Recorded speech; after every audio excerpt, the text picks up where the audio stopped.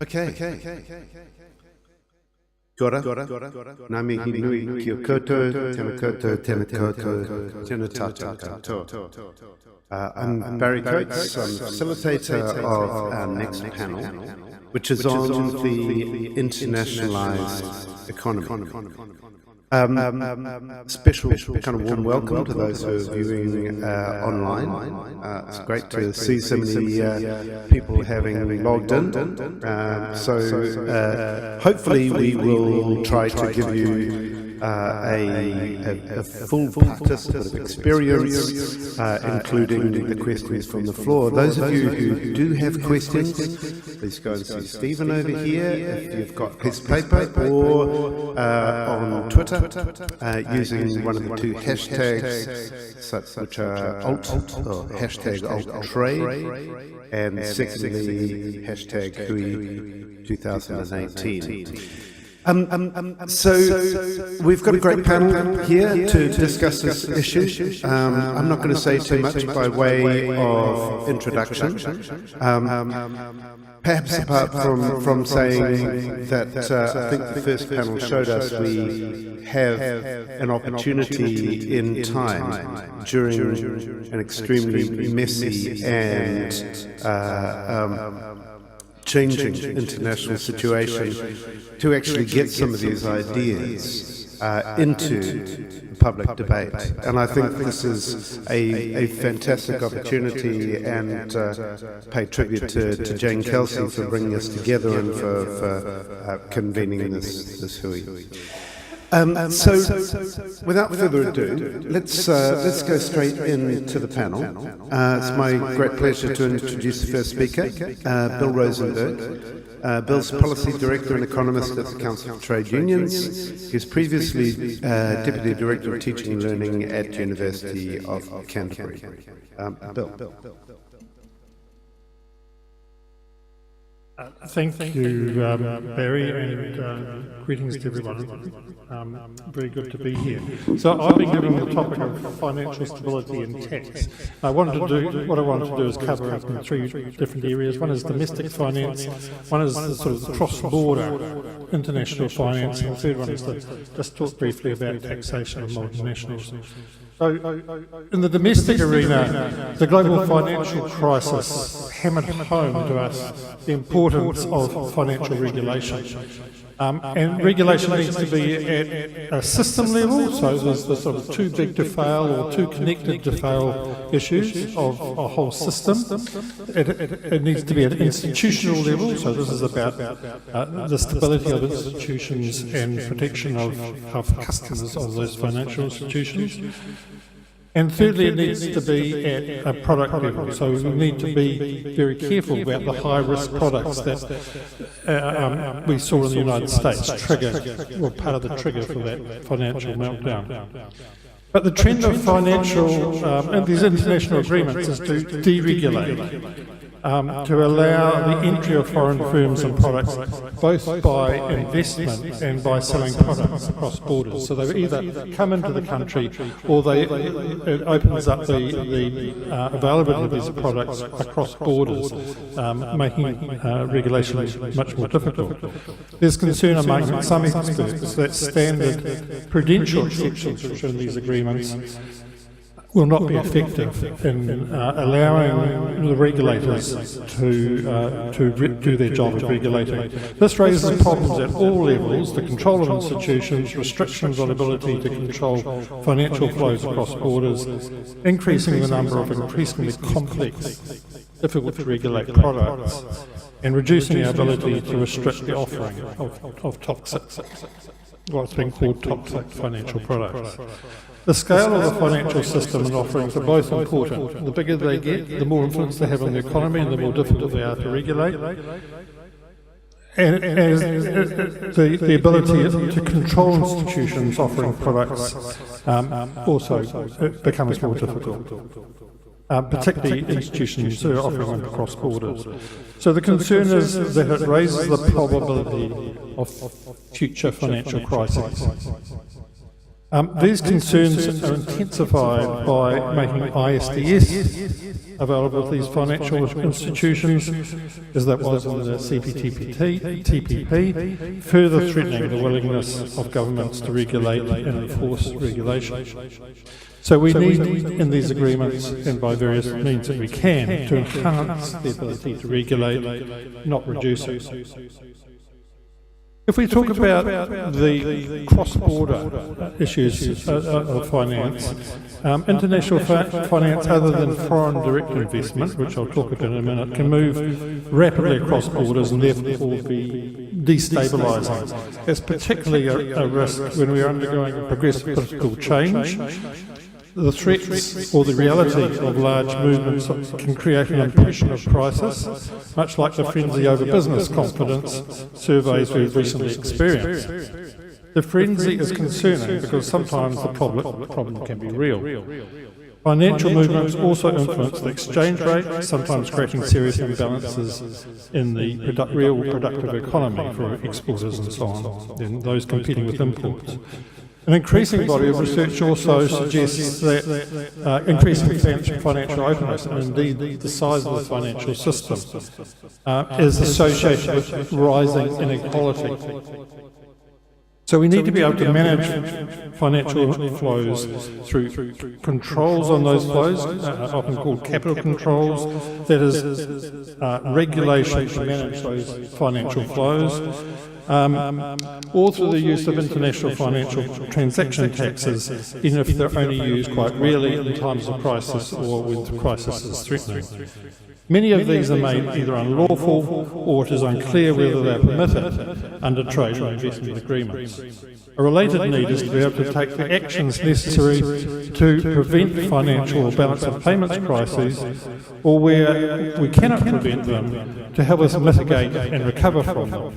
The United States has opposed effective exceptions in these crises. Even the International Monetary Fund, for many years a strong proponent of deregulating international capital movements, has become much more accepting that capital controls are a valid policy option. On the other hand, foreign direct investment, where control of assets is concerned, raises issues of control and national interest. In some ways, it is analogous to immigration. We want to be able to select what is needed for New Zealand. We are largely unable to do that, other than where land and fishing quotas are involved under our current rules, as a result of commitments made by previous governments. In addition, there are increased barriers to putting conditions on foreign direct investment and investment chapters of the agreements. So we need rules broad enough to allow this kind of selection and control of direct investment. So finally, I'll just talk briefly about taxation of multinationals. There is fortunately increasing international cooperation on the taxation of multinationals, which shows where international agreements should be focused. some of this is possible. However, there are large gaps, particularly the digital service corporations such as Google and Facebook, where there is international concern at their ability to massively avoid tax. We, like many countries, are limited by what we can do by kind of being sandwiched between double taxation treaties which require a physical local presence of the corporation to tax us on the one hand, and on the other hand these trade and investment agreements which make alternative approaches such as taxing revenue unlawful on the other. There may be a small space between them where countries can do something, but what is left is not likely to be very satisfactory in the long run. We need much more policy space to do this effectively without damaging side effects, and indeed we need international agreements to recognise the nature of these corporations that work across many different jurisdictions. More broadly, we need greater international cooperation to ensure fair taxation of multinationals, such as taxing them in proportion to their revenues around the world, make international financial transaction taxes more effective, and stop unethical practices, including tax avoidance and corruption. But we also need to be careful that tax rules increase and don't limit taxation options which are so important to governments that want to improve public services and reduce inequality. So whether we're considering finance, taxation or any of the other issues we're talking about in this conference, we need to seek international rules which are consistent with our own economic, social and environmental goals. Thank you.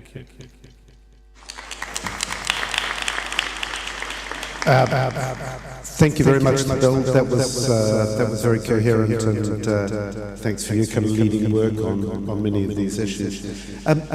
Bill, you've talked about the need for new regulation of international financial flows and taxation of multinationals. How would these rules be developed and implemented at the international level? Just to push a little further towards the alternatives, would it be through major change to current trade and investment treaties, which is rather hard to imagine, or do we need something like a new regulatory instrument? How does that look? You ask the difficult questions, don't you, Barry? I think we have to continue to push to change the nature of the trade and investment agreements, that's for sure, and there are a number of areas we could look at there. Obviously getting rid of ISDS is one, but also there's a whole lot to do in the area of ensuring that regulators have enough space, policy space to do their job, widening those prudential protections, to making sure that they're available not only at the institutional level but at the financial system level.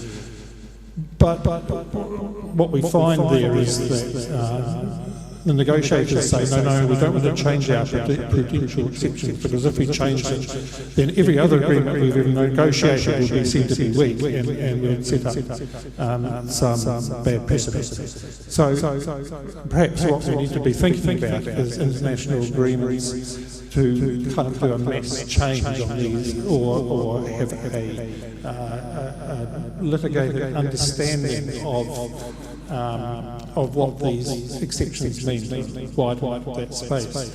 And there's precedent for that in these agreements that are emerging on taxation of transnationals, that there's recognised to be a common interest in making sure that they don't rob the revenue too much. And there are agreements through the Bank of International Settlements, for example, on regulation of banks that are common across countries. Now, some of these don't go nearly far enough, very difficult to work with because there's huge vested interest pushing back against these things. But some of these things are possible, and we may be able to use some of those institutions in some ways. So thanks very much for those examples. I think it's really useful. Let's move on. I want to introduce Rod Orr, although for many of you an introduction is pretty redundant. Rod is a researcher and business journalist, columnist, author, commentator, public speaker and much more. Rod has previously worked at the Financial Times in Europe, North America and Asia, and I invite Rod to talk to us about value chains in supply chains.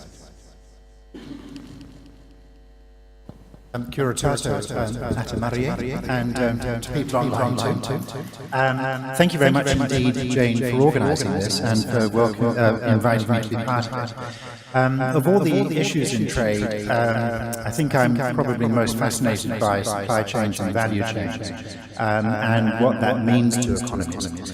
And I'm going to start with a quote. I'm very grateful to Bill for this quote because he mentioned the latest UNCTAD report when we were having a little chat last week about what we were going to talk about today. And this is from the introduction to the annual report from UNCTAD, which just came out a couple of weeks ago.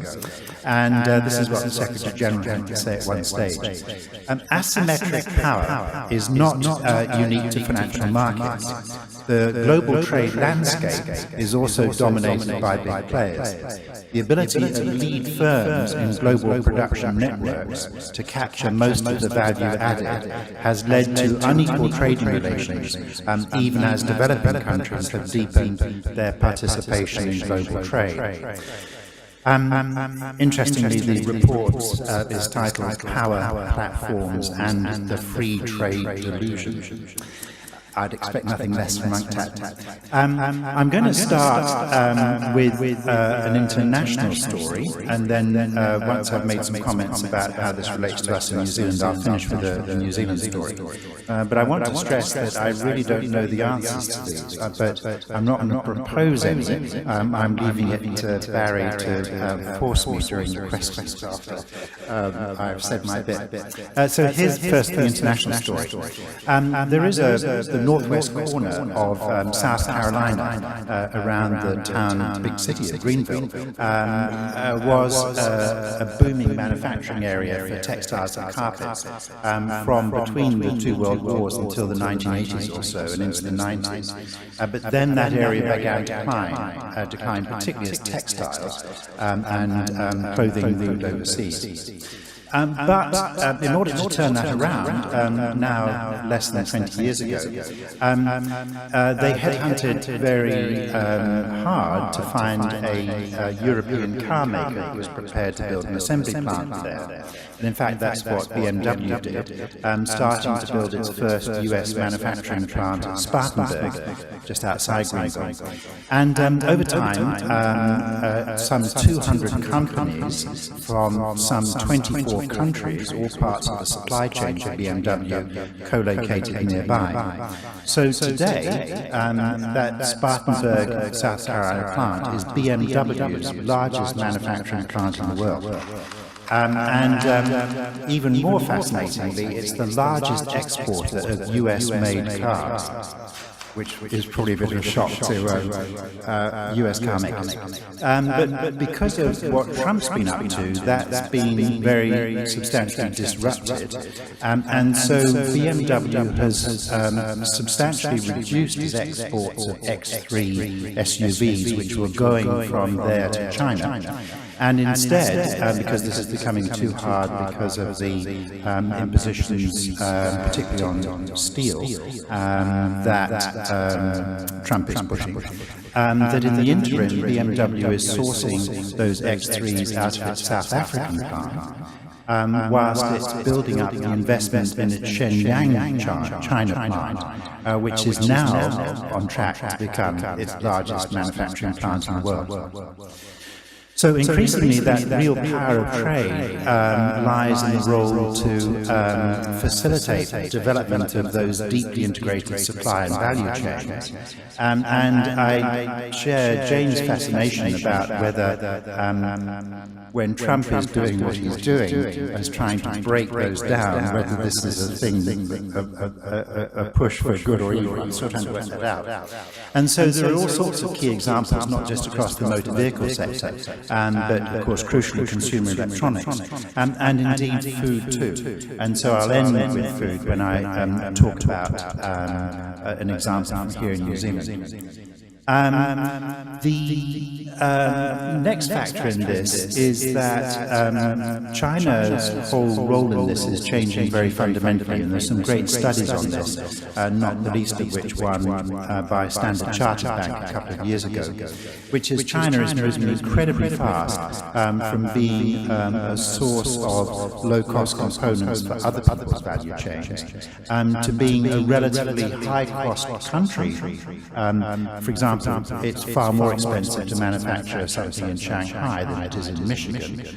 And so they are moving very, very fast to build up their own value and supply chains around the world, at which the high-value part of that chain is in China. And surrounding countries like Vietnam, for example, become the low-cost suppliers. And it's interesting to see in recent days the US starting to articulate about how it's trying to do bilaterals with the likes of Vietnam to try to disrupt that process. So anyway, this asymmetry of supply chains, whereby greater benefit flows to a few players and less to the rest, is becoming more a marked feature of international trade. I'd add one other aspect to this in terms of the asymmetry.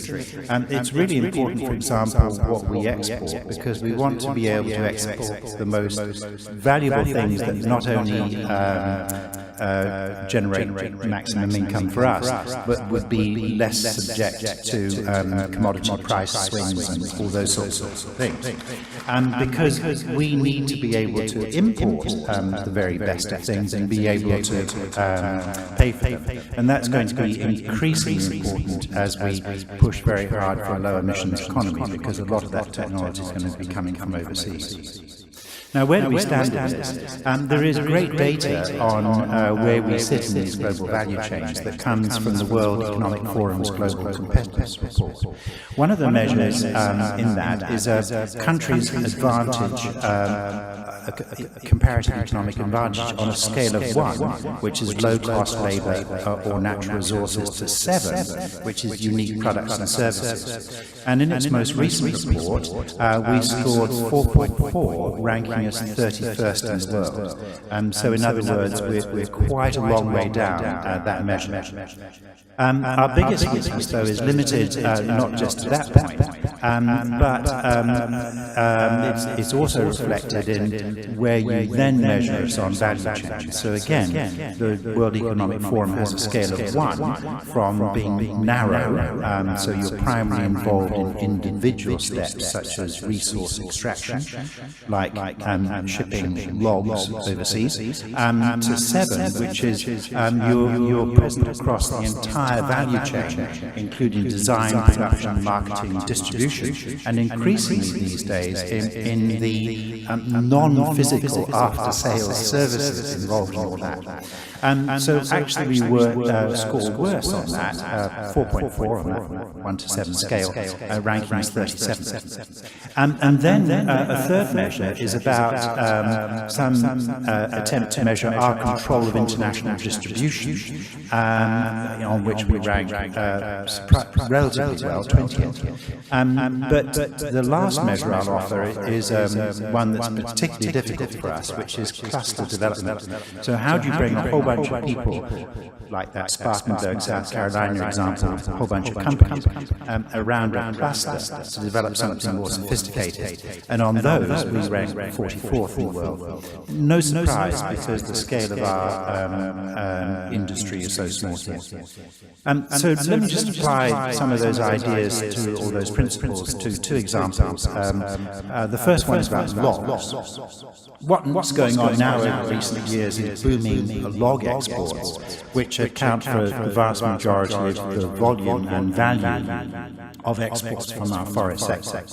But 75% of those logs are bought by Chinese companies, and there's increasing evidence, and I'm working on a story on this for Newsroom, which will please Bernard, that there is one organisation in particular which seems to be lying behind that and driving up those prices. And that makes it virtually impossible for New Zealand companies to access those logs at a price that they can do something more valuable with them.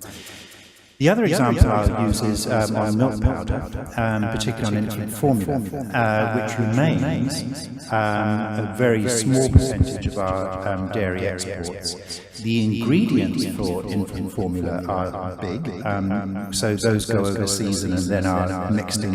There's a high proportion of that mixed overseas into infant formula, i.e. the values created over there from that rather than here. But let me give an example of what's going on in that. Over the last few years, as you've gone sort of south over the Bombay Hills and you headed towards Pocono, you'll have seen a large factory being built out to the east, and that's the Yashili milk powder plant, which is obviously 100% Chinese-owned, Yashili being one of its major dairy companies. I was always fascinated by why the goods in Wood Bay seemed to be so big, and it was only when I went to the plant opening a few years ago I understood why. At that time, they were buying whole milk powders from Westland on the west coast. So the milk had been dried and packaged into 25 kg sacks, I think it is, and then shipped up to Auckland, to Pocono, and then stored away there, and then used through the year. And so Yashili would open up those bags, add water back into them, not the same proportion that had been taken out on the west coast, to then refractionate that milk powder to get out what they want. Now, and then this is all working so well. Sinlay Milk, which is controlled by Bright Dairies in Shanghai, is now building a companion plant, if you like, next door to it. It's really fascinating going to the Yashili website, because on the first page it said, why did we choose New Zealand? These are their exact words. And they launched into this lyrical thing about cows in New Zealand, and they're articulating the case for New Zealand milk much better than I've seen any New Zealand company articulate it. And so here's some of the words. Why New Zealand? The most pristine place on earth. One of the best dairy resources of origin around the world. And then you flick through the attributes, and this is the one I love best, where the average cow, I'm not sure what an average cow is, so each cow rather has on average 300 square meters of space each. Well, this led me to do a little Google search about what's the size of the average apartment in Shanghai. It turns out to be 71.04 square meters. So in other words, a consumer in Shanghai is seeing that each cow in New Zealand, where this glorious milk comes from, has the space of more than 4 Shanghai apartments to rove around. Well, what kind of fantastic message is that to sell? And so in other words, we treat our cows even better than the little emperor or the little empress, the single child, in a Shanghai family might experience. How you push back against these things, how we redress some of this great asymmetry, because it's obviously far easier to build a single plant in New Zealand, as Yashili has done, than it is for a New Zealand exporter to create a multifaceted distribution network overseas. That's a very serious imbalance. I'd much rather have the task of building a plant somewhere than to building a distribution network somewhere. And so these are incredibly complicated issues, but ones that we've got to get right. So I'm going to leave the very few vague answers I have to some prompts from Barry. Thanks very much.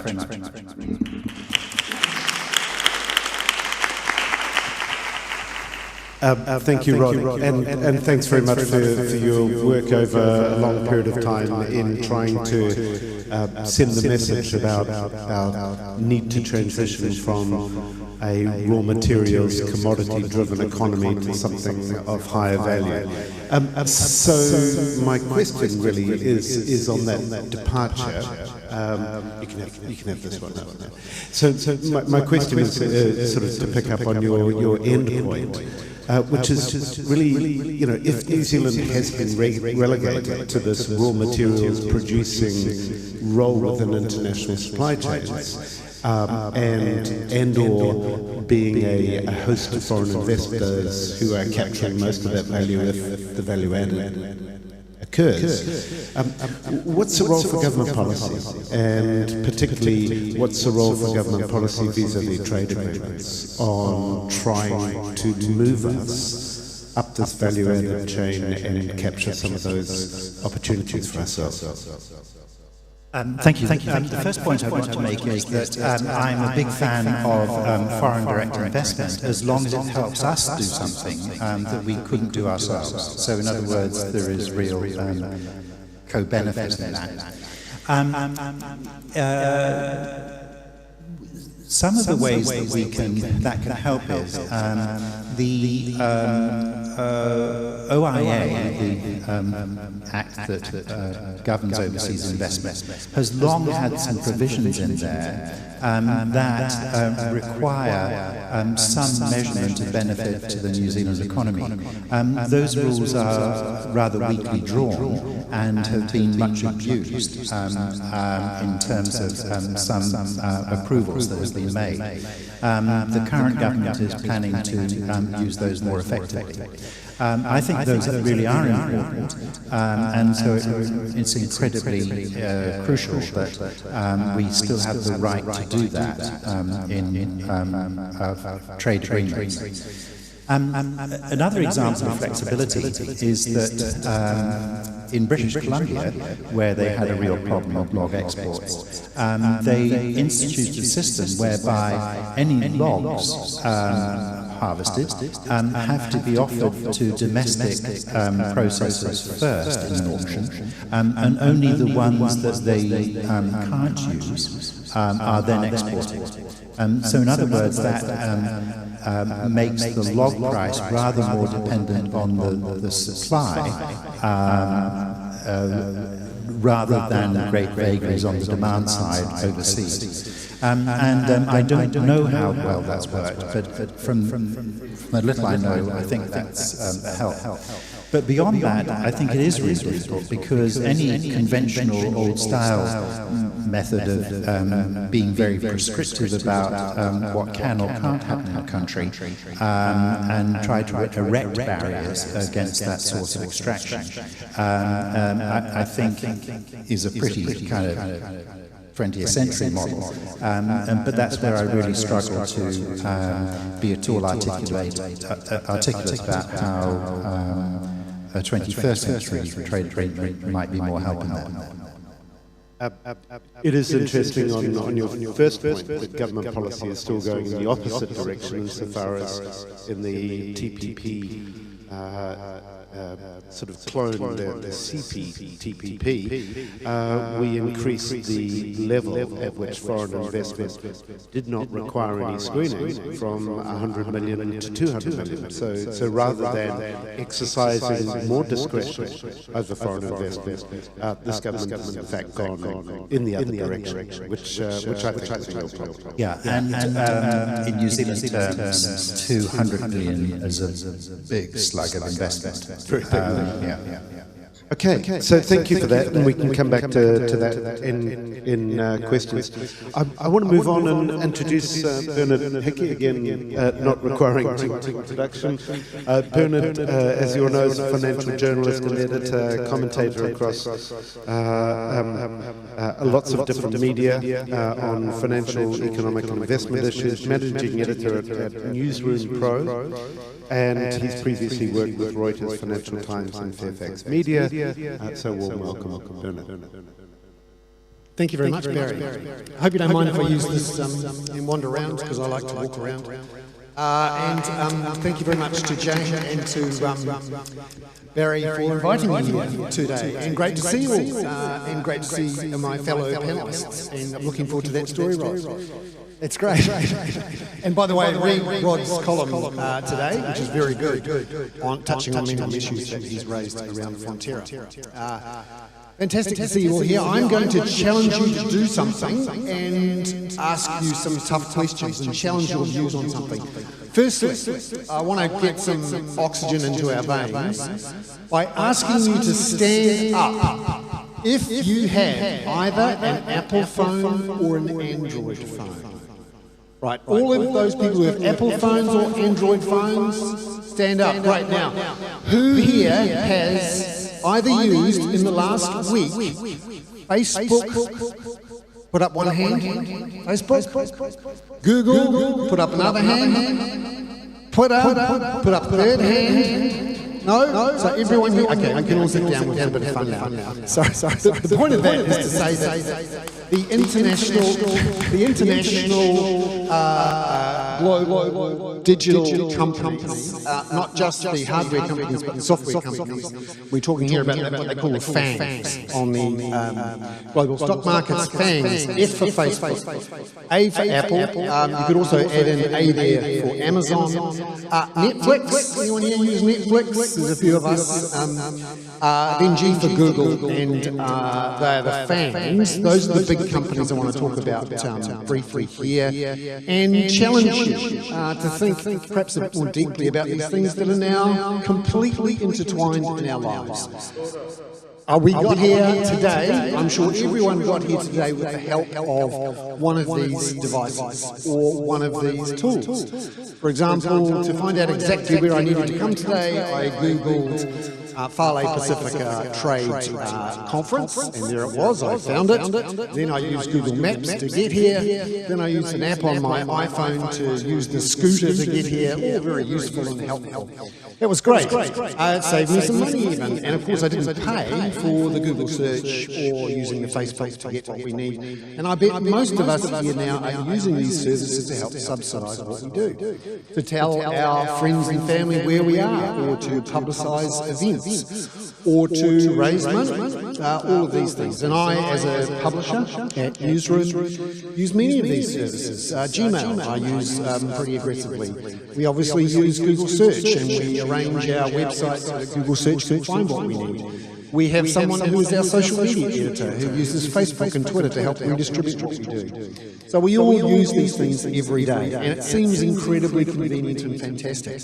And if I did a survey of the general public, and I'd be interested to see what you say now, who here thinks that the benefits of these global companies, the FANGs, Facebook, Apple, Amazon, Netflix, Google, the benefits outweigh the detriments to you? So you're getting all this free stuff, frankly, and very cheap stuff and stuff that, just imagine your life 30 years ago without an iPhone or an Android-powered phone, without Google or Facebook or Netflix. Could you do all the things you currently do, and certainly as cheaply as you do? Probably not.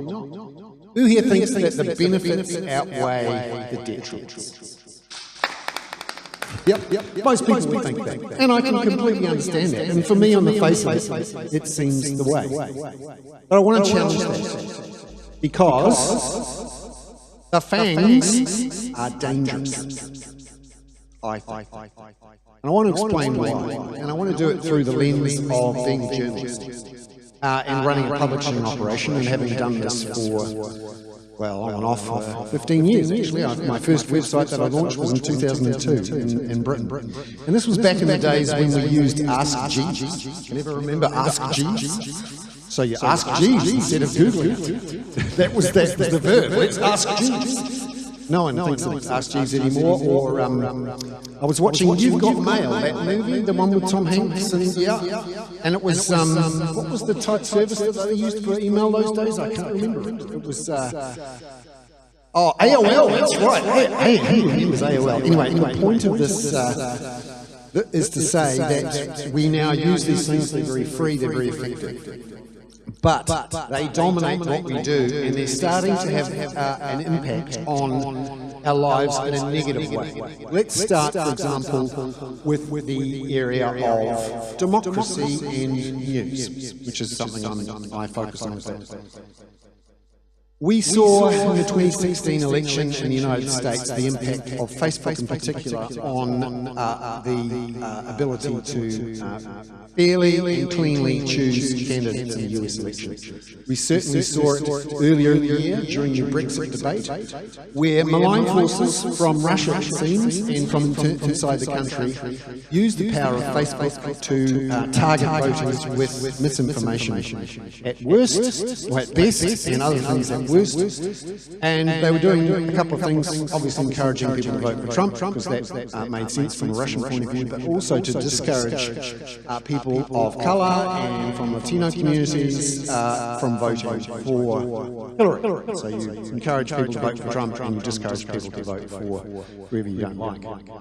That's on the democracy side, and we've heard much more since those elections about how people used this data, which is the cost, remember when we used Facebook, we are essentially not just getting a free service, we're not using a service, we are the product. We're not buying a product, we are the product. The data that we use to get around who we are, where we are, who our friends are. Turns out Facebook was hoovering it up and giving it to its partners in exchange for them doing all these amazing apps on their service. So tens of millions of people had their data effectively hoovered up by a company called Cambridge Analytica and then handed over sold to malign forces to do nasty things with it. Now that's just the start really of what Facebook can do. Google is in a similar situation where, for example, there are a whole bunch of very clever young men and women in Macedonia and in Central Europe who started making up fake news stories about, for example, the Pope endorsing Donald Trump. They would make these up because they were having fun. There's also some debate about whether they were being pushed into it by Russian agents, but anyway, put up the stories and then make money, actually, out of the Google AdWords that go with it. Essentially, use these amazing tools to screw the scrum of democracy. So there's the democracy part of it. And then we have the breaking of the law part of it. So we know about Uber and its business model, for example. I haven't mentioned them in the FANGs, but they're about to list and be worth $100 billion, so they'll be in the FANGs. FUANGs, or whatever you wanted to call it. And Uber's business model essentially is breaking the law. That's how they make money. They go into a market, break the laws on taxis and labour, essentially get people in there to run a taxi service without registering as a taxi service, pay their workers much less than whatever the wages for taxi drivers or the minimum wage for that matter, create a perfect market which matches demand and supply and essentially pumps a whole bunch of labour in there which eventually drives down the minimum wage, the effective minimum wage in that market. That's Uber, and they do many other things that are pretty awful. I would recommend using Zoomy, for example, in New Zealand rather than Uber. It's a much friendlier company and it's also locally owned. As it turns out, Uber doesn't actually make any money, so they don't have to pay tax. But at some point they will, supposed to pay tax, but they won't be paying tax here. And I wanted to, so there's the sort of tax aspect of it and the law-breaking aspect of it, but in New Zealand too, we forget or we're not told that Facebook and Google in particular, and of course Google owns YouTube, they are a big player in the New Zealand, I call it the media scene. They are the ones who are used when jurors want to search stuff, when they're wondering what the heck is going on in this court case. Now they're told not to by the judges, but they do anyway. And jury pools are effectively contaminated by all sorts of things that turn up on Google and Facebook. We forget that for our legal system, Facebook and Google are really big parts of that system now, and trouble that our courts and our justice system are having with problems with evidence that's being thrown around there that shouldn't be, that's been suppressed, or that all sorts of information which may or may not be true, which is getting into the environment. And of course, you may use all these services and they may affect New Zealanders, but you try and find someone who's responsible for someone at Google or Facebook or Uber or Twitter to actually take something down in New Zealand. We all use these services, but would you be able to call someone or knock on someone's door or get them to comply with the law in New Zealand? No. Routine breaking of the law by these large companies in New Zealand. And just to finally sort of drive the point home that these companies are, I think, dangerous, I wanted to drill down into how they operate in the New Zealand media scene, which I know a bit about. Facebook and Google, and of course Google owns YouTube, they make money in New Zealand out of advertising. So I bet there'd be some people in this audience who actually pay them some money to advertise, you know, their jobs or their events or their stuff in New Zealand? Who here has paid money to Facebook or Google for Google Ads or Facebook to boost a post? We've all done that. Turns out we're doing quite a lot of it. The numbers say that New Zealand is now paying Google and Facebook, by my estimate, more than $600 million a year in advertising revenues. Google and Facebook are effectively the biggest earner of advertising revenues in the country now. They are bigger than our newspapers by a long shot now. This wasn't the case 3 or 4 years ago, but the pace of growth has been so strong. They are bigger than our television networks. But can anyone here name someone who actually works for Facebook or Google in New Zealand, who is actually responsible for that, and who has put their hands up and say, I'm running a $300 million business in New Zealand? No. And unfortunately, they don't break out their results in their annual results, because those revenues typically go to Ireland and or Singapore, back to the Netherlands, and then are laundered, frankly, from a tax point of view, back to the United States. So that hardly anyone pays any tax on this stuff. So just to focus on that, $600 million going to Google and Facebook. What does that mean? Well, you could say it's not a problem, isn't it? We're getting fantastic service for our money, not an issue. Well, actually, that money used to be spent on newspapers mostly, newspapers and a bit of television and radio. So that $600 million isn't going to those services. Google and Facebook do not pay for a single journalist in New Zealand.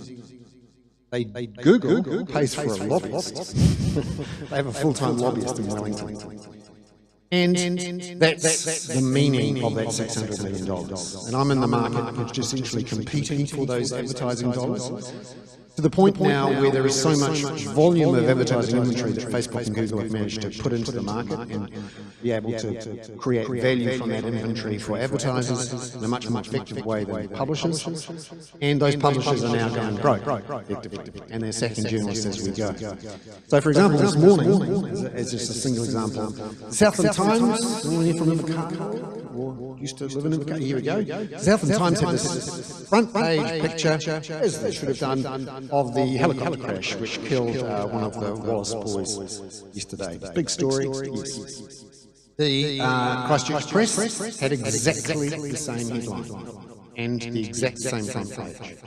So essentially, people of Christchurch and Invercargill are getting exactly the same news. And if the big media companies had their way, they would have had literally one set of journalists covering all of that. Now that is a problem in the long run when you have a lack of diversity and news coverage, to the point now in the United States where 20% of the United States by territory and where people live, 20% of those communities no longer have any journalists covering any events. No one goes to the council meetings, no one goes to the health board meetings, no one covers what the police are doing, no one goes to the courts, nothing. And you end up with the trees that fall in the forests, all sorts of problems that go uncovered, unchallenged. Eventually, you get to a point where democracy is unclean, where the sunlight of journalism is not applied to keep the bastards honest. And that is the cost of Google and Facebook from a media point of view. But there is also a cost from a democracy point of view. There's a cost from a compliance with the law point of view. And the final thing I want to say here is that when we think about connecting to the rest of the world in terms of trade, we often think of containers and stuff in containers and eggs and milk powder and all that good stuff.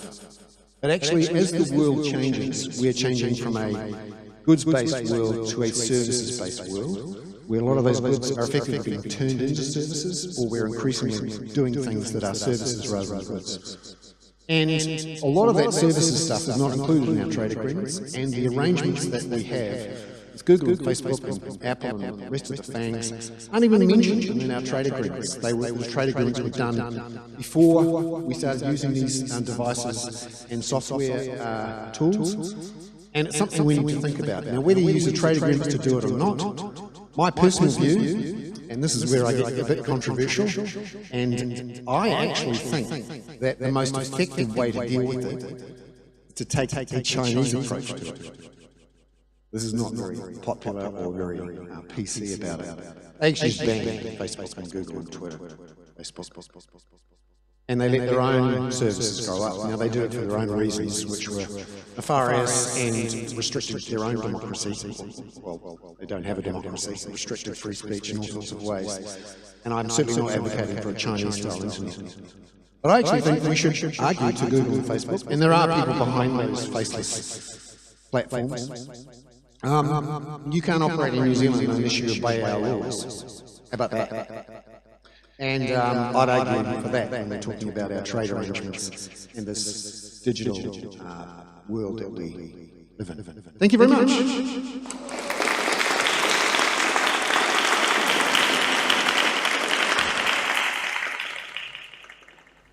Thank you, Bernard, and thanks to Uber, we now have a new acronym, the FUANGS, which I think is really useful. Bernard, just to pick up on your last point, if we're not going to do a China, how can we regulate some of the FANGs in the digital economy? Because what's happening in trade agreements is that e-commerce rules now written into trade agreements are increasingly restricting what governments can do to regulate the internet. And so we're seeing essentially a kind of a privatization of internet where any government regulation that might level the playing field is being ruled out by trade agreements. So what in terms of domestic policy could a government such as the progressive New Zealand government do in order to regulate it? Well, we're actually relatively unusual in that we are one of the few places that basically has two tiny glass fibres that connect us to the rest of the world. We used to have just one up until earlier this year. They are the Trans-Tasman, what's it called? Southern Cross cable, and the new Hawaii cable. Sovereignty these days is about having access to those cables and being able to control those cables. The government has some control over the people who are running those cables and ability to apply pressure. And it would be hard, but ultimately, New Zealand's in a rare position where we could actually, shut down our access to some of those tools in the event of, if we were really serious about it. Now, under our current laws, that would be difficult, and Mr. Google lobbyist would be doing an awful lot of work to stop that from happening. But ultimately, it's about applying public pressure and the pressure of government policy to get these guys and gals into the room and talking to people and making some concessions. And if you're looking for precedents and people to follow who are using their power to push back against the FANGs, the European Union has been very effective so far in doing that. It has brought in a new privacy policy called the GDPRS, which has sent everyone to sleep. I can see you all nodding off right now, but actually it's quite important, and it's effectively rewritten the rules about privacy globally simply because they're so big. And the measures around tax are really important, which we need to keep pushing hard on, how we get people to declare their revenues and how they operate here. We do have some control over this. I mean, Facebook and Google, when I asked you before, do you know who to contact? They actually have dozens and dozens of staff here.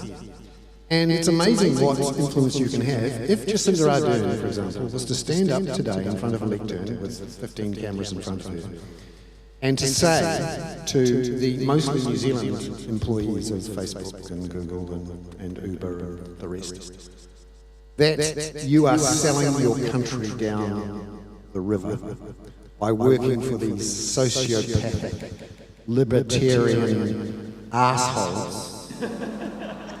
Do you want to keep working for them? You are selling out your colleagues and friends and families.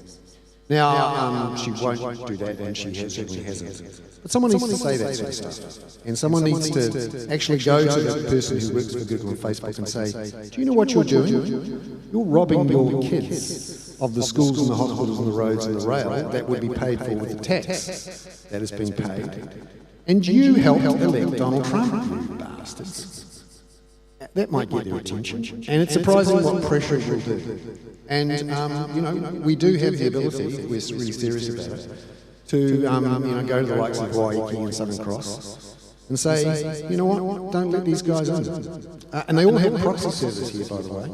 Netflix doesn't work by you dialing into a server in New York. They've got proxy servers in every chorus exchange in the country. So they are right embedded within our country. The other final thing I'd say on you know, how do you control these guys is to start using the lens of security, national security, and hacking. You know, Google and Facebook and Twitter and Uber have all been hacked, probably by malign state forces, be they North Korean or Russian or Chinese. And increasingly, these are national security issues, and we need to look at them through that. And you know, if you were the manufacturer of a particular type of naval vessel that was used by, let's say, China or Japan or whoever to invade New Zealand or Australia, and you had an opportunity to express your displeasure with the manufacturer of that vessel, you should. And effectively that's what Google and Facebook are. They are Trojan horses for hacking and privacy breaches on a large scale. That's one way to look at the issue. But tax, national security, privacy, justice, there's an awful lot of law breaking that goes on inside Facebook and Google. And if you wanted to look at it for another example of how it can be done differently, TradeMe, a New Zealand company run by New Zealanders, owned by New Zealanders, is full of people who comply with the law. They have a large group of people who deal with internal affairs and the police, and they take stuff down. Sadly, for example, they took down an auction yesterday of a national list seat. That was fun. Did anyone see that? Someone put an auction on TradeMe for a national list seat, and the price got up to $118,000. Right. Now, obviously, that's, you know, not a real auction, and so they left it up for about half an hour, long enough for a lot of people to screenshot it, and then they took it down, which was good.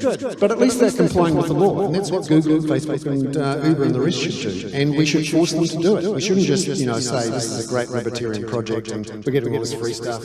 And isn't Google cool? Look at their new flying car and their balloons. And lovely, lovely. We should treat them like the enemy they are.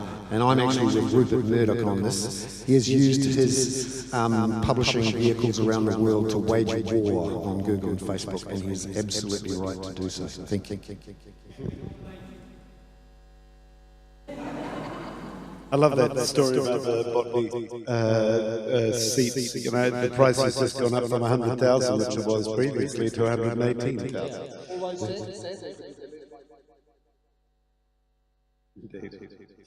Thank you very much. Let's move on. We're slightly running out of time. So it's my great pleasure to introduce our final speaker. It's Margaret Kafaru. Margaret is trustee of PSG Namaunga Whakahihi o Kaipara Development Trust and director of the Kaipara Commercial Development Limited. She's worked extensively on negotiation and settlement of claims under the Te Tiriti o Waitangi, and very welcome to you, Margaret.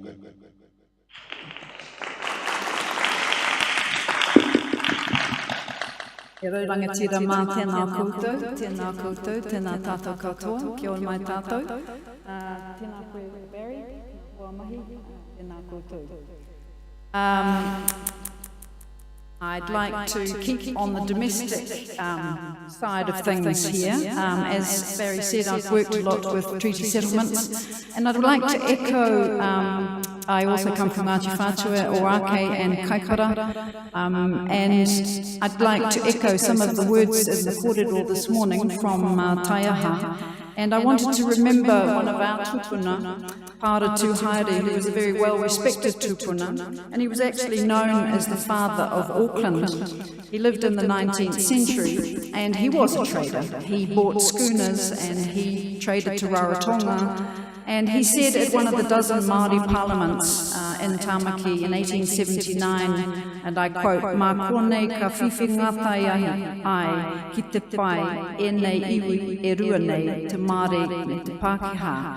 And that literally means, thence do we achieve together for good these two people, Māori and Pākehā. In other words, for thence do we reap of goodness. And I've been listening to the kōrero today and thinking about, and Bernard's raised it again, what's good? What's goodness? What is meant by well-being? What is meant by sustainable, really? And what are we prepared to do to achieve it? So after what I hear from Bernard, I perhaps ought to go home and close my Facebook account. But clearly we are looking for a well-discussed and agreed and articulated and an overarching long-term intergenerational set of policies and targets. The other aspect that I came to this, rather at short notice I have to say, but came to this was the question of the Woodhill Forest. And it appeared in a lands case, the famous lands case in 1987, and that was at a time that the government wanted to sell off its state-owned enterprises, and so we had to go all the way to the Court of Appeal to argue for Woodhill. It was one of three cases presented to the Court of Appeal because of the nature of the forest, because of the land taking under public works and the urupa within. And so 30 years later, we now have bought, not we own, but we also had to buy, as Taiaha said, from the government, Woodhill Forest. So there's just a couple of angles. I'm interested in the way that we're looking after our backyard first, before we're considering international trade agreements or trying to improve them and do something more progressive. And what I find is that the lands case in particular, of course, gave rise to the principles of the Treaty of Waitangi. And I want to build on that idea that those principles, although they are generally talked about in the context of Māori, Pākehā and treaty settlements and so on, actually, the work that this country has done to grapple with these issues and produce that set of principles, surely is highly applicable to partnerships and trade agreements with international, with other parties. I also just want to take a look at what Māori are doing in New Zealand, and interestingly, just last week, Manuhiri Wayne attended the 2018 World Indigenous Business Forum, which was showcasing Indigenous business and trade. And it was hosted by Te Ohuwai Ao Charitable Trust in Rotorua. And it was the first time that Aotearoa had hosted this conference, and around 1,000 delegates came from many First Nations people from all around the world. And those conversations are about advancing Māori business interests nationally and internationally, and supporting Indigenous to Indigenous trade and development. The World Indigenous Business Forum has a track record for building meaningful and long-term relationships between Indigenous businesses. But the kaupapa was wider than business and trade, and it also touched on environmental concerns, building the Indigenous leadership pipeline and supporting communities. So their focus was on capability development, on this question of self-determination, mana motuhake, having a values-led leadership. Of course, the focus continually on land and water, whenua and wai, which is a big deal at the moment with all the water bottling going on. Sharing intergenerational knowledge and this question of accessing information and opportunities and controlling them. For your information also, I have to say that Māori Enterprise, according to Google, Māori enterprises are making their mark on the economy and growing steadily year on year. MBIE figures estimate Māori enterprise is worth nearly $40 billion and growing faster than the economy as a whole.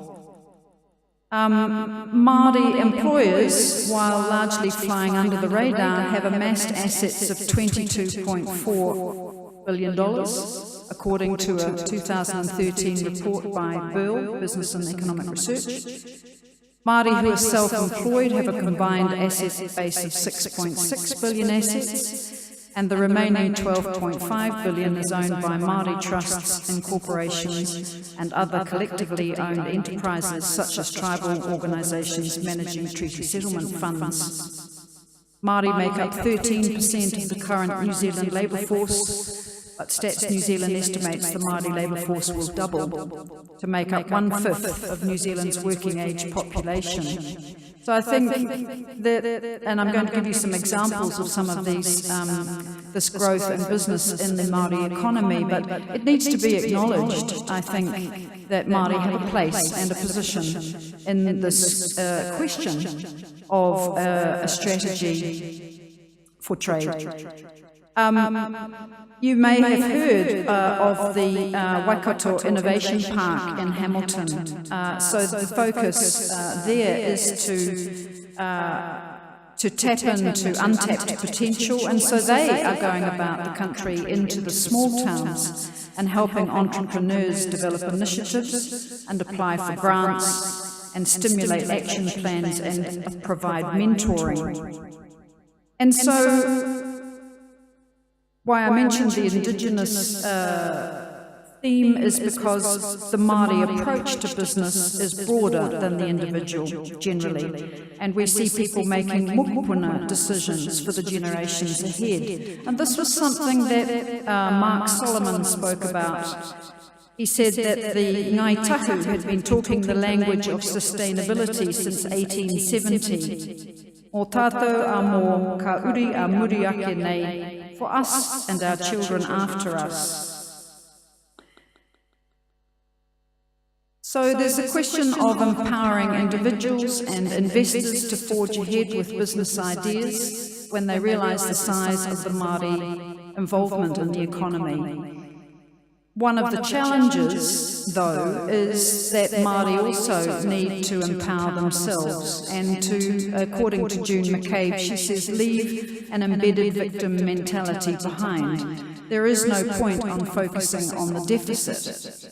But she also mentions that Māori have a middle class that's truly developed, well-educated, and knows how to grow and make money and look after its own. So we do have a spectrum here. And this is where some of the employment, but also the treaty settlements have come into play. And I will mention this in a moment too, a little bit more about that. But I don't know how Miraka functions alongside the Chinese milk powder operation that Rod talked about.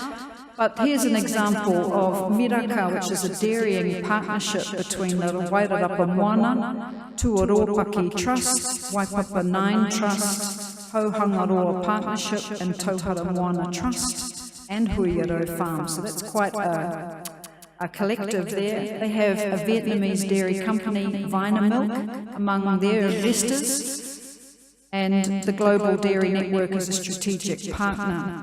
And so the shareholders' values are disposal of solid waste to a worm farm, the use of geothermal energy to power the new $90 million whole milk powder plant at Mokai. So it's that holistic approach and the interest in sustainability that is behind Miraka. And now, after building the whole milk powder business, they've moved into launching a new product called Whaiora, a natural smoothie blend combining milk, honey, oats, fruit and vegetables in powder form. Whaiora being in pursuit of well-being, and they've gone into Malaysia and Singapore. So that's one example of the value-added product.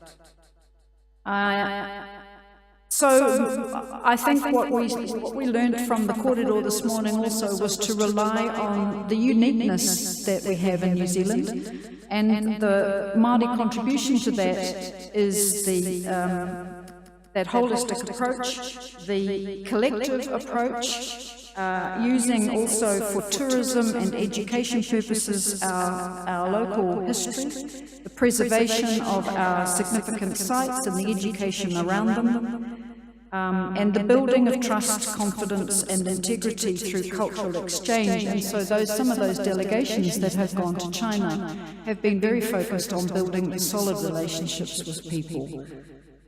The challenge, though, comes with confidence, I think, and capability.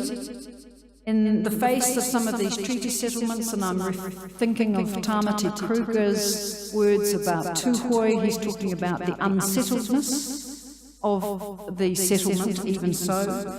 The question of repair and healing. So while someone like June McCabe is talking about Māori who are well educated and have the capability, there's also a spectrum of people who want to focus on building their own capability and sense of being Māori and being tangata whenua first and foremost.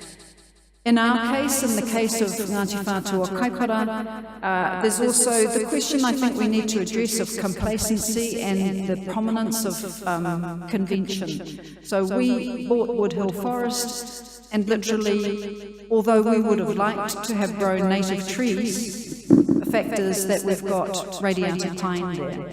So our relationship now has been built with Matariki, and that's a long-term relationship, and we have internships and we have a joint venture partnership around the forest now. So we own not only the land underneath, but part of the business. But still, when it comes to trying to have complementary activities in the forest, we're focusing on tourism and adventure tourism and ecotourism, including our marae and our harbour and the land and the cultural history behind it. That's probably where our most optimistic feel for business is. However, the other thing is, and focusing on things like growing some groves of natives and manuka for honey and oil, shifting into niche markets and premium markets. I suppose I'm running a bit out of time. Yep. Okay. Just a few words that I think that the work that's been going on in Aotearoa is in some ways a microcosm of what we're talking about between national and international agreements around economics, trade and business relationships. And I just think we should take note of the good work that we've achieved through treaty settlements and reconciliation agreements, and note what we hold on to as being important as a nation. Take those principles of rangatiratanga and kaitiakitanga and partnership and protection and the ability for everyone to participate in this conversation. They are solid principles that we as a nation have grappled with long and hard, and the work that we all do to uphold these principles, I think, has great merit in being applied to trade and investment agreements. Kia ora mai tātou.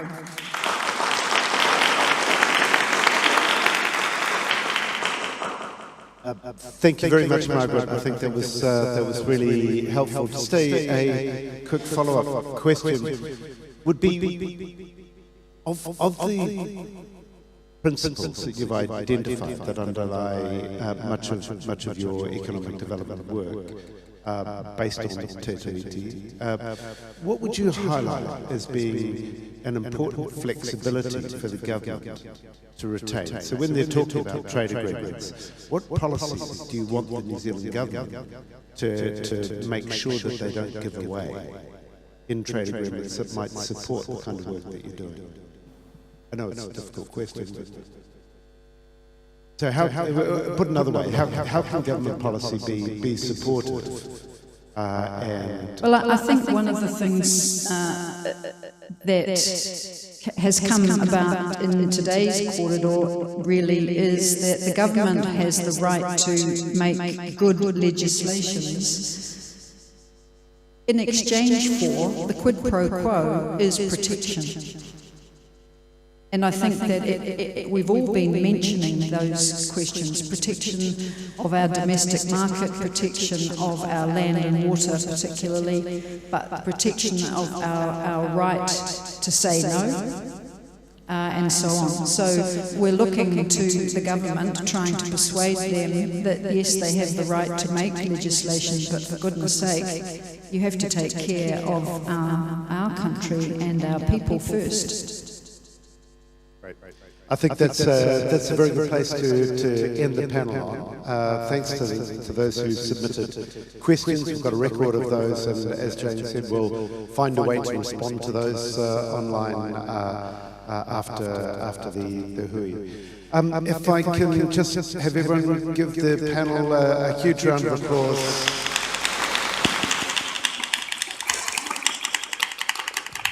I thought those were four really great interventions and a really useful discussion, so thank you.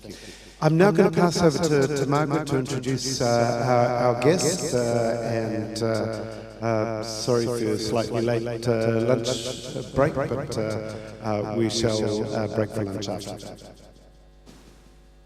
Good, it's my pleasure. And sorry, yes, we've delayed lunch, but we have a wonderful guest in our midst, and we want to hear him. Let me introduce Wayne.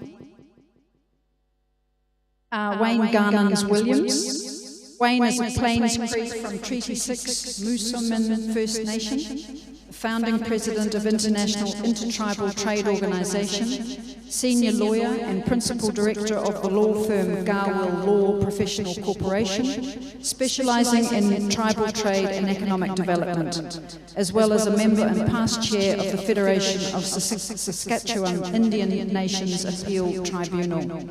He's a board member of the International Council of the Great Lakes Region, a board member of Capacity Canada, and a board member of the Three Feather Corporation.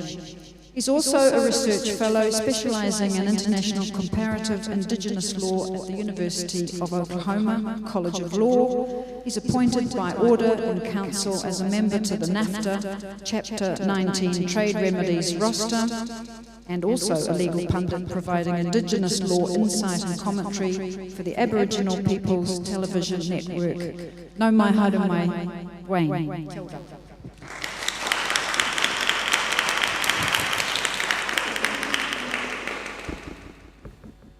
Hello, Tanse. I only have 15 minutes, and this is normally a 2-hour lecture, so we're going to race through this really well. I'm a litigator by trade, so the judges always say, be up, be brief, be gone. I will get you to lunch on time, not to worry. Okay, now, if you're going to remember one thing, and this is what I always tell the judges too, if you're going to remember one thing about this lecture, remember this. This is the things you're going to remember. Process for Indigenous inclusiveness and collaboration is key to developing Indigenous trade. Okay, let's go on. Little plug, first of all, I'm a chair of IDEO, the International Intertribal Trade and Investment Organization. We have conferences every 6 months where we look at the issues of trade. And we just finished up our conference 3 weeks ago, where we looked at New Zealand as a trade destination. We had great speakers. We had Dr. Robert Joseph from the University of Waikato, Faculty of Law, and we had your ambassador, the High Commissioner David Nelson, as our keynote speaker as well in Canada. So it really went well. And lots was learned. Happy to say that another thing that's really big is the fact that we convinced the government of Canada to establish the very first Indigenous trade mission. And the first destination they went? New Zealand. That just happened last week. So be proud, New Zealanders. You got it. So it's great. So a little bit of background here. For those of you who don't understand the Canadian legal system, I'm going to give you a quick little thing of what you need to know for this lecture. We live in Canada, we live in a constitutional democracy, where it's a written constitution. In 1982, we amended our constitution, and Section 35 of our constitution is a very important part that says existing Aboriginal and treaty rights are hereby recognized and affirmed. So we know what treaty rights are because it's listed in the treaties. I'm a member of Treaty 6. You just look at the treaty and there it is. But what are Aboriginal rights? Nobody really knows until it's determined by the Supreme Court of the land. And the governments here, or in Canada, or in the United States, always say, you know, we don't accept an Aboriginal right until our High Court tells us so. And only then will we actually go ahead and acknowledge that in the form of policy and program and legislation. So just plant that there. I'll get back to it later. Let's go look, first of all, at the trade agreements that have happened historically in North America, because my story here is to tell you the Canadian experience concerning Indigenous trade in NAFTA, the North American Free Trade Agreement. A little bit of history, first of all. In 1987, Canada-U.S. trade agreement was established. And then in 1994, NAFTA was established. In both of those, there was no Indigenous consultation or involvement in those development of those trade agreements. So, let's now look at, very briefly, don't want to bore you, but the case law in Canada. Two important cases, Delgamuukw and Chikoku, they basically say the same thing. In a nutshell, consultation is key with respect to Indigenous peoples and the relationship to the nation-state. So, and both of these cases clearly demonstrate what the standard is, how the government's going to meet it, and all the details to do it full, fair, liberal, timely, supported by financial means so that they can, so that Indigenous peoples can properly analyze whatever they're being consulted on. So, that's all good. The other important thing to note here is that Indigenous trade in Canada and in the United States has existed, and I'm sure here too, has existed since time immemorial, from the very beginnings of time.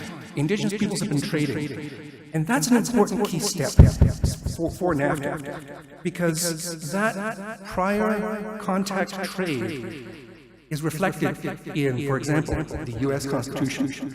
When we look at the U.S. Constitution, Article 1, Section 8, Subsection 3, provides for the power of the federal government, the U.S. government, over trade and commerce. Trade and commerce with whom? Well, with other nation-states, with the states, and with Indian tribes, specifically listing in the U.S. Constitution. That's the only reference in the U.S. Constitution with respect to American Indians. So there's that as well. It's reflected in the history of the building of the nations in North America. So let's now fast forward to today. What's the political climate in North America? With respect to an indigenous lens, it's all around the environment. And I'm sure it's the same is here.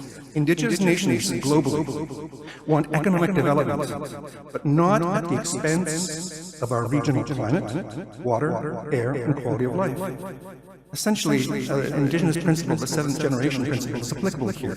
You don't adversely affect what would be a gift to the seventh generation, a generation we will never see, a generation that will be alive when you are long dead and gone. So it's respect to the future generations that's key here. So looking at the political climate in Canada with respect to NAFTA, what was going on that allowed, and I'm going to cut to the chase here and spoil this for you. We have an Indigenous rights clause in NAFTA. We have an Indigenous trade chapter, which was worked out, which is not in NAFTA, but is being brought out as one of the leading aspects for Indigenous intertribal trade. So how did that happen? Well, we have a government similar to yours right now in vision and attitude. Our Prime Minister, Justin Trudeau, when he first got elected, he issued mandate letters, and I'm sure your Prime Minister does this too, to her cabinet, where it's a letter that says, okay, cabinet ministers, this is what I want from you. You will produce these results for me, for the government. Typically, these mandate letters are private, just between the Prime Minister and the ministers. Our Prime Minister made them public. In all 38 cabinet mandate letters, this phrase was put inside it, every single one of them. Quote, "No relationship is more important to me in Canada than the one with Indigenous peoples. It's time for a renewed nation-to-nation relationship with Indigenous peoples based on recognition of rights, respect, cooperation, and partnership." So, with that framework, the cabinet ministers, various cabinet ministers, went out to try and meet that agenda. Our justice minister, who happens to be Indigenous, Jody Wilson-Raybould, met with our national Indigenous leaders and said, you know, that Section 35, Indigenous rights, we don't know what's in it. It's nicknamed here in Canada the empty box, the empty Section 35 rights box, because until the court determines what it is, you have no rights. So the government said, you know, the best way to solve this is to consult widely across Canada and try and codify what those rights would be based on listening to the submissions of Indigenous peoples from across Canada, and then providing legislation that codifies the Section 35 rights. So in effect, you still have, you can now act on your Section 35 rights in statute form by taking the government to task if there's a failure to live up to those Section 35 rights. That's a big step. So that's called the Indigenous Rights Framework, and that's going through, and that's an election promise that legislation will be passed before the next election. The other thing that's really important in Canada, which I'm sure you're all aware of, is the United Nations Declaration on the Rights of Indigenous Peoples. I believe all countries are signatories to the Declaration. If you remember 11 years ago when it was first signed, there were four holdouts: Canada, United States, Australia, and New Zealand. Now everyone's a signatory. But what does it mean? Well, in reality, a UN declaration has no meaning whatsoever. It's a nice to have, it's a gee gosh, we really feel good about this. But you as an individual can't take your government to task and say, hey, you signed this declaration, now act on it. No, you can't do that. So our government of Canada said, you know, we need to put some meat on this bone. So in May 30th of this year, Canada passed legislation, Bill C-262, the United Nations Declaration of the Rights of Indigenous Peoples Act, which is now in second reading in the Senate and will soon become law. And what that has done is that has taken basically the entire UNDRIP and made it domestic law in Canada without changes.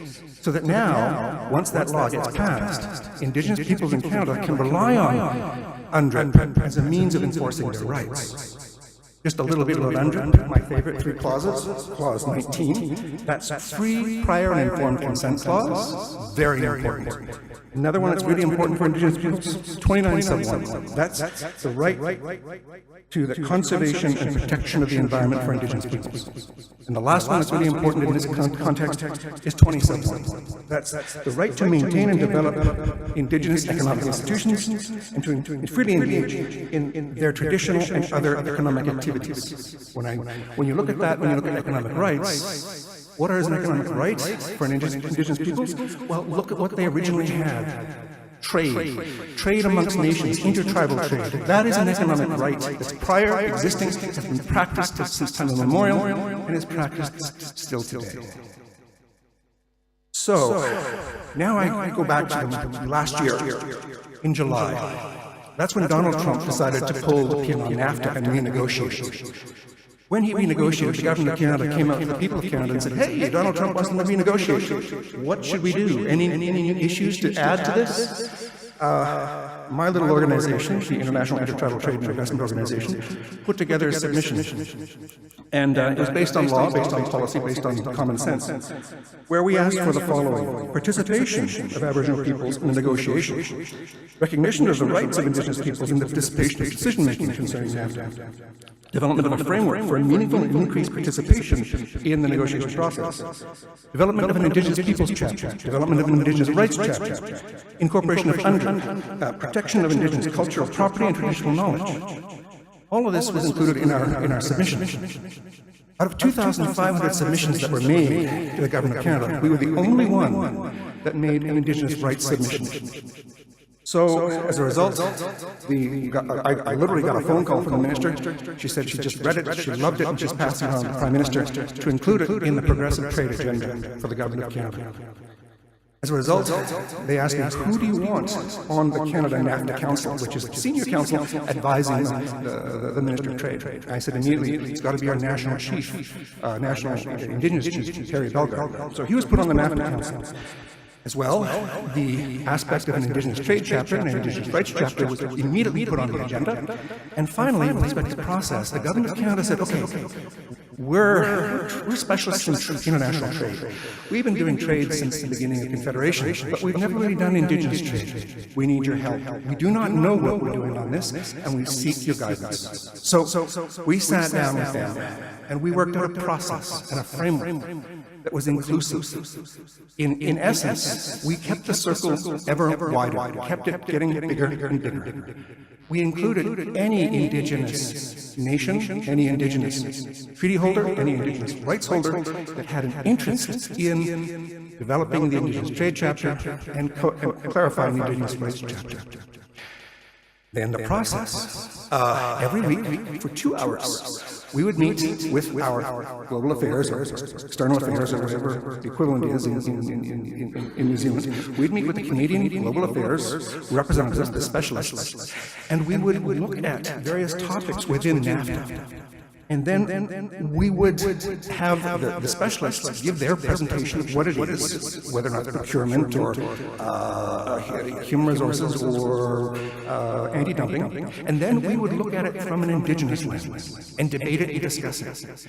And we asked the global affairs experts, use this, not this, when inviting us to the table. And they did. We also asked that they not consult with the main department that deals with Indigenous peoples, Indian and Northern Affairs, because they bring a tainted perspective to Indigenous issues. They bring their own perceptions and their own biases. And we'd ask, because global affairs experts did not have that tainted background, that they not have that perception, and that they have an open mind. And we also encourage them to read the leading case laws concerning what consultation is and come back to us. And they did, and they completely understood it. So we were able to work with them on a weekly basis for 2 hours, where they would first of all introduce a topic, give their expertise on it, and then we would put it through our Indigenous lens, discuss it as a group, and then come up with recommendations as to how we can move this along. We did this for a year and a half. And our circle near the end was about 60 rights holders, stakeholders, and interest groups that were contributing to make this a robust document. Just a little bit. I can't tell you what is in the Indigenous Trade Chapter, unfortunately, because right now it's still being used as a tool internationally by the Government of Canada. I'm happy to say, just I'll cut to the chase again, regardless of NAFTA, the Government of Canada came back to us and said, we enjoyed this process, we learned a lot, and we think we understand how to better deal with Indigenous relations. But secondly, the end state of getting to an Indigenous Trade Chapter that's respectful and empowering, that's really cool. So they said, the government said, regardless of win, lose, or draw on NAFTA, we're going to take this Indigenous Trade Chapter and we're going to shop it around the world. If there are any other nation states that have Indigenous peoples that are looking for Indigenous to Indigenous trade, we want to present this chapter to them to negotiate it in an international agreement. As you know, Indigenous peoples are not nation states, they're just nations, and you cannot, by law, trade unilaterally among, say, the Maori and the Haida. You need an international framework where nation states respect and protect the opportunity for the Haida, for example, and the Maori to negotiate fish for timber, for example. So, but I can tell you, well, I can't tell you the details of the chapter, I can tell you the principles of the chapter. There's 3 principles. 1, recognize the important role that Indigenous peoples have played in trade and continue to play today. 2, facilitate cooperative activities between the parties to enhance the ability of Indigenous peoples to participate and benefit from trade. And 3, to establish a committee to oversee this chapter and this chapter alone.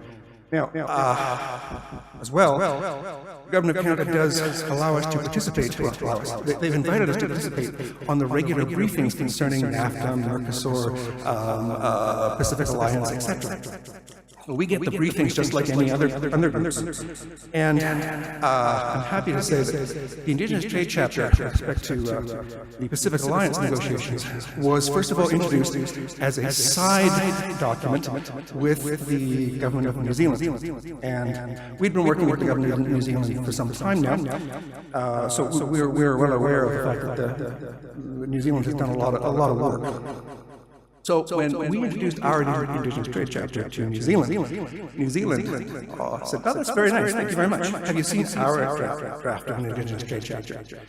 So the cool thing is, when you step back and look at this, is you've got two nation-states, and now they've exchanged their chapters concerning Indigenous trade. We're that close. We're that close to protected nation-state and nation-state clause in an international agreement that protects Indigenous trade to Indigenous trade. That's cool. That's empowering. That's awesome. So, let's go back to NAFTA, the new U.S. Mexico-Canada agreement. It's a mouthful.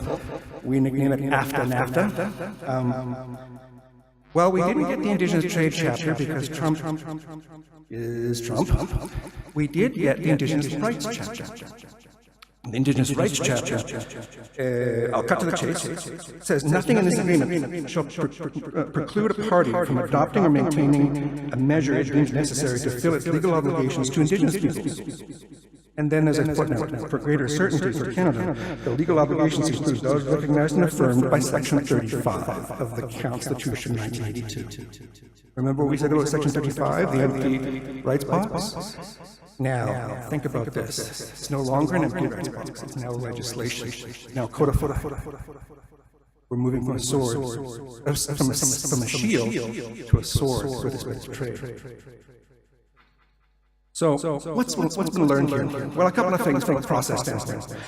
One, the government of Canada came out initially after reading the leading cases and looking at the law and said, we accept two principles. One, Indigenous peoples have the right to participate in decision-making matters which would directly affect their rights through representatives chosen by themselves in accordance with their own procedures. And two, Indigenous peoples have the right to develop and maintain their own decision-making systems and within their own traditional territory. So in short, mutual cooperation and joint decision-making is key to this relationship.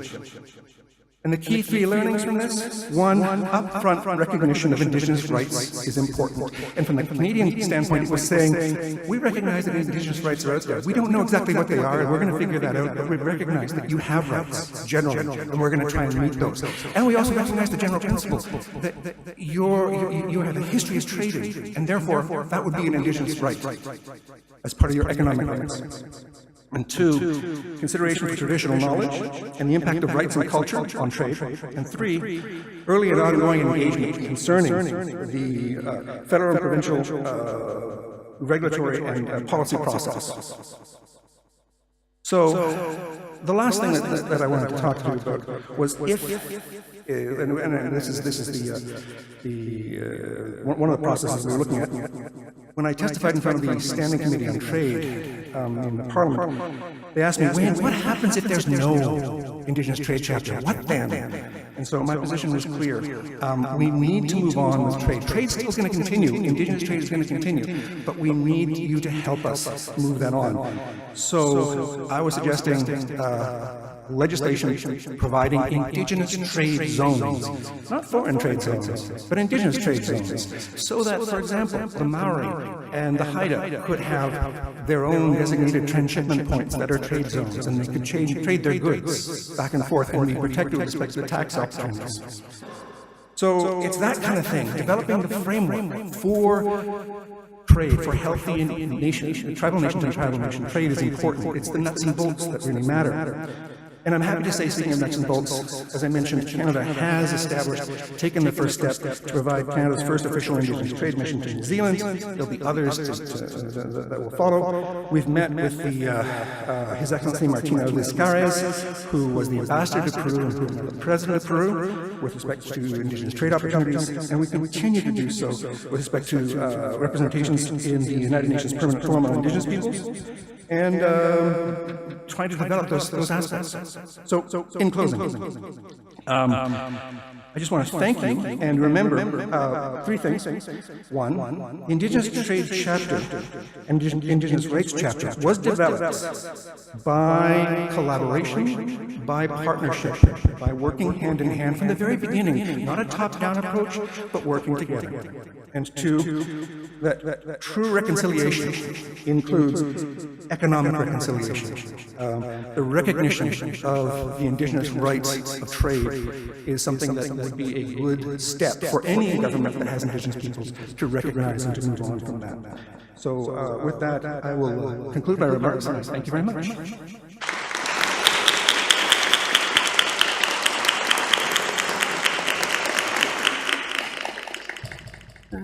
Thank you, Wayne. I'm sorry I had to miss all of yours in the previous panel because it's the last day of teaching today. The day job calls. Because we are inevitably behind, what we're going to do is do a half-hour for lunch, right, come back at 2. Next door, there's the Flash Owen Glen Business School building that has cafes, and across the road from there is the lots of student food stuff. So it would be really helpful if we could start at 2, and we'll crib 5 minutes off the workers and 5 minutes off Te Tiriti, and we will be largely back on track. And what I think we'll do, and I haven't talked to Brian Bruce yet about this, and I hope he won't be upset, but because the Stiglitz video is already up on YouTube, and the one we were going to have this morning isn't, we may do that at the end of today, or we may do that tomorrow afternoon before we do the alternative session, because it's actually about alternatives. So we'll have a think about how we can make sure that we capitalise on that as well. So look forward to seeing you back at 2.